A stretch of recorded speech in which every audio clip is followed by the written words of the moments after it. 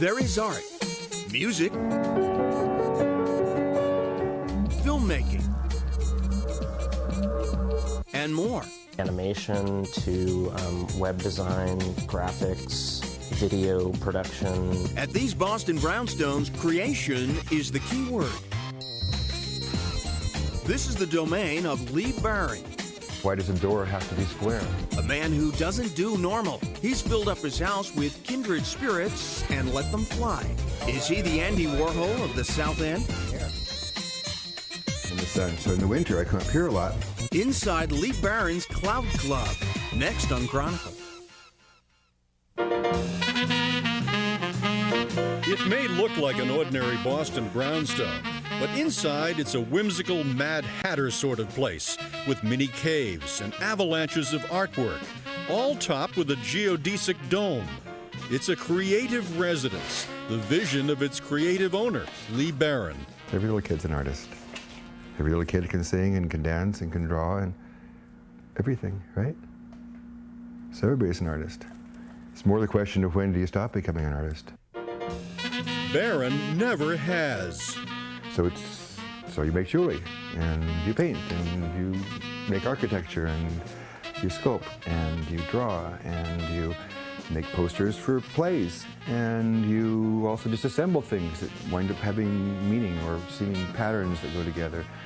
He's a so-called outsider artist. Simply put, one who works outside the traditional art world. Everything Barron sees is an opportunity for self-expression. These are just made of plaster. Took out the partition walls. Why does a door have to be square? Lee's home is his canvas. He finds inspiration everywhere, even in his bathtub. As I look up, I'm looking down into the garden. I'm going to wash that gal right out of my hair. Oops, I haven't got any hair. Then there are his improvisational riffs. I was upstairs at the top of the stairs, and I looked at the stairs, and coming up the stairs was me. Only it was a younger me, 20 years younger, and I was coming down right here. And I saw me, but me, younger me, didn't see the older me. So Lee Barron shares his world with others. A Montana native, he bought these two South End brownstones for a song in the mid-70s. Well, I first found this place when I was living in the streets in my old truck. And I lived out in front for a while, and then one of the spaces opened up, and it was a total mess. It was at the very bottom of the real estate ladder. So there was nothing but opportunity. He fixed the places up to his liking, and for the last few decades has rented apartments cheaply to artists. The rent is $500 a month. Basically what we do is it's a residency where the artists are given a residency, and they get half of the standard, market value rent, I guess they'd call it, which is around $1,000 in the street. Barron calls the place the Cloud Club, and the cut rate rent comes with a mandate: create, create, create. To that end, the Cloud Club is filled with an eclectic assortment of artists, pursuing their visions individually and together.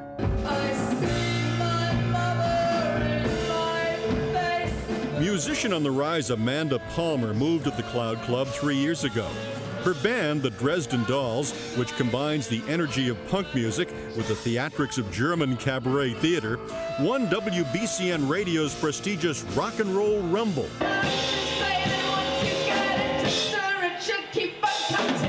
Before her rock career, she performed as the 8-foot-tall bride, a pantomime act that drew crowds in Harvard Square. Attending a party at the Cloud Club changed her life. The minute I walked in the door, I just melted. Because it was the most incredible place I'd ever been in, and I knew for the second I set foot in it that if there was any way I could live here, I'd kill for the chance. Fortunately, homicide was unnecessary. An apartment had just opened up. She met with Lee Barron.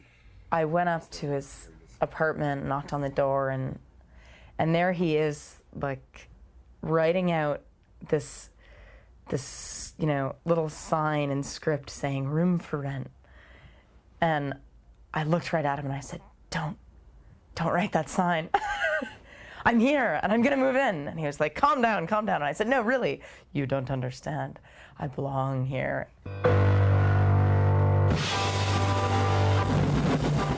After a few months' trial period, she got the apartment.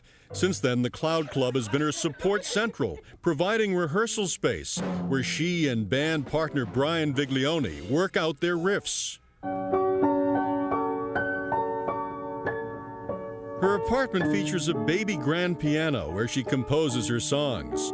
And composition of the collaborative kind happens at other workstations, where fellow artists help create Amanda's videos and website.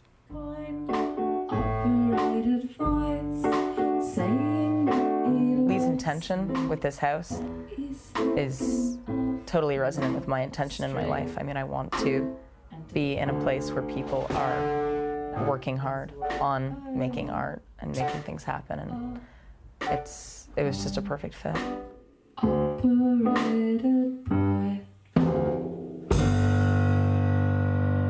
That energy pushes everyone to greater artistic heights, says filmmaker Michael Pope, who made the Dresden Dolls video.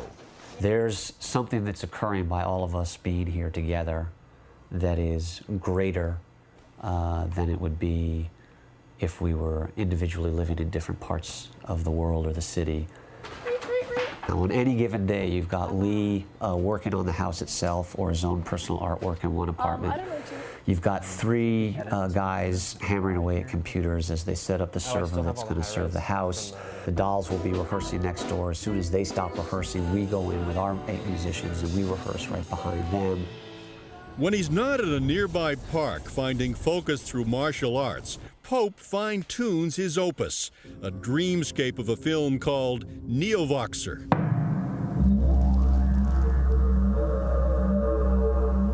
Audiences may be confused by the film, Pope admits. It has no dialogue, a live musical score, and touches big themes like mythology and spiritualism. At screenings, the audience becomes part of the show. There's body-painted people, and the audience is getting body-painted, and they're invited to come and perform with us as the evening is progressing. So it's grown from being a film into something a little bit more. Such experimentation happens often at the Cloud Club house parties that are South End versions of Andy Warhol multimedia happenings. And while a 60s flavor sometimes permeates the Cloud Club, there's also a lot of 21st century work. Tom and Steve Martin, brothers originally from Belmont, grew up writing computer programs in grade school. Now they share cyber knowledge. I think that we're probably the kind of multimedia aspect of the house. Web design, graphics, everything electronic. There's always something new happening around the bend, and I mean, there's almost more than we can keep up with. So as long as it stays interesting and people are having a good time and doing what they want to do and making art. Technician Noah Blumenson-Cook has also found creative freedom here, helping organize the Cloud Club computer system. I was having a hard time living in Central Square, trying to, work the 9-to-5 thing, pay the rent, do the sort of workaday world sort of stuff. I wanted a place to do sound and sculpture and tie electronics and computers into it. And this is definitely the most ideal situation to be in doing so. It's an ideal situation for Zaya Barker to do, well, everything. I do clothing design, and also I kind of meld that with costuming. I also do animation. I do hand-drawn animation that then is post-processed in the computer. And I do silent comedic live performance under the name Boney Lil. But it can be a tough transition to the Cloud Club. Painter Liza Reese came here in 2001 and says her work has flourished, but it's taken a lot of effort. I did feel a little bit uncomfortable coming here because I knew that a lot of the art was performance-based and most of the people here were extroverts, and I felt a little bit like the odd man out at first. Now, though, the Cloud Club has become more than just an art studio. I don't see myself leaving it at any time.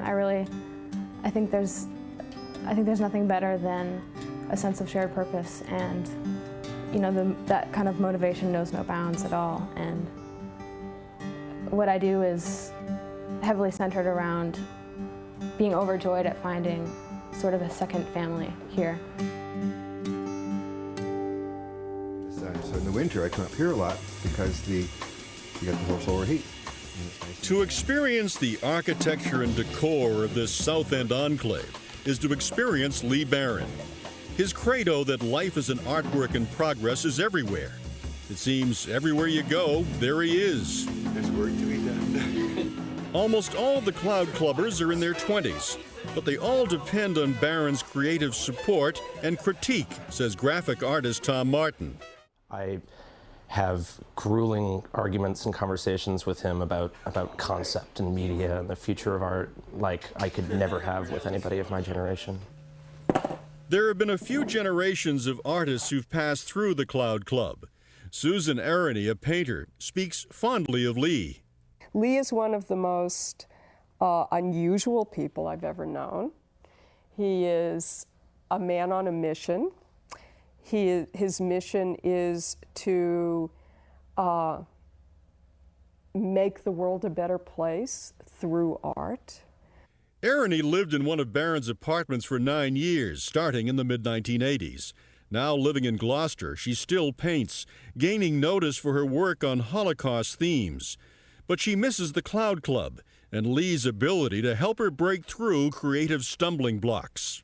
Lee would just be there saying, let's just problem solve. And it was a sense of having someone in your corner all the time. Another former Cloud Clubber, Nadine Boughton of Medford, lived there in the mid-70s. A photographer and writer, Boughton says the place stays with her. It just linked me up to things that I felt passionate about and that have stayed with me all these decades. There is no telling where art will carry Lee's current residents. All of them say that success or failure aren't the primary concerns. The concern is just being able to create an end enough in itself.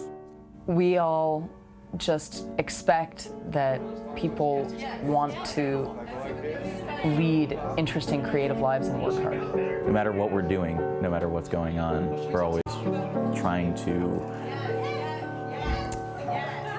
make art happen in our lives.